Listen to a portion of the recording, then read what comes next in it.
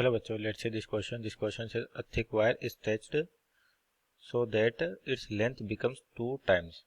Assuming that there is no change in the density, what is the ratio of change in the resistance of the wire to the initial resistance of the wire? तो यहाँ पे देखिए basically आपके पास की concept लिखे हैं कि current electricity पर रेजिस्टेंस बेस्ड क्वेश्चन है आपके पास। तो की कॉन्सेप्ट होगा सिंपल, आपके पास रेजिस्टेंस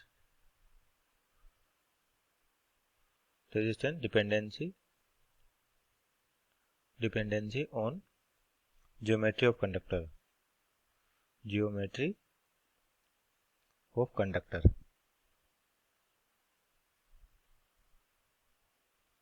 तो आपका जो रेजिस्टेंस होता है बेसिकली क्या लिखा जाता है, R equal to rho L by ए।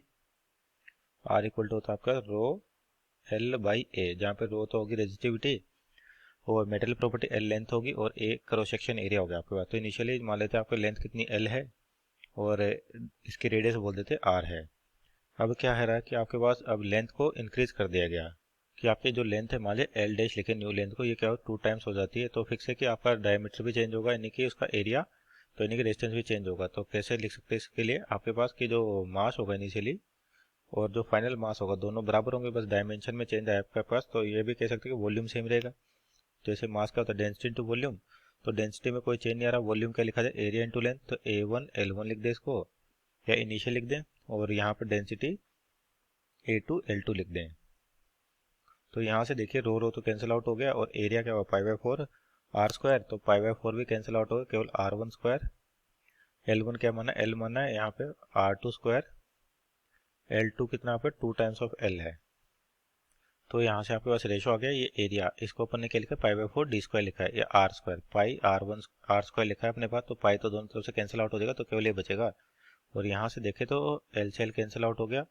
तो R2 की जो वैल्यू है या R1 स्क्वायर जो है वो किसके बराबर होगा, 2 टाइम्स ऑफ R2 स्क्वायर के। तो इस इक्वेशन को यूज करते अपन रेजिस्टेंस का रेशो निकाल सकते हैं। कैसे, तो R1 रेशो R2 निकालें।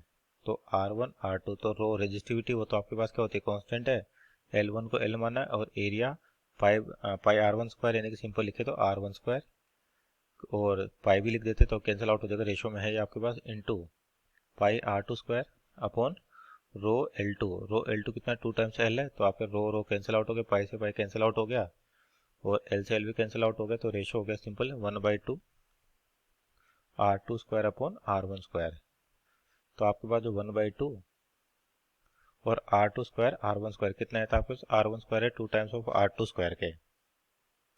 तो यहाँ पे लिखिए अपन R2 स्क्वायर और R1 कितना है 2 टाइम्स ऑफ R2 स्क्वायर। तो ये कैंसिल आउट हो गया आपके पास, तो ये बचेगा कितना 1/4, यानी कि जो रेशो आपके पास फाइनल अपॉन इनिशियल यानी कि R2/R1 निकालना है, तो ये जगह 4:1 हो जाएगा आपके पास। So this is our final answer. Option check करें यहाँ पे, तो ऑप्शन नंबर आपका बी इसका राइट आंसर होगा। Hope you understood well, best of luck.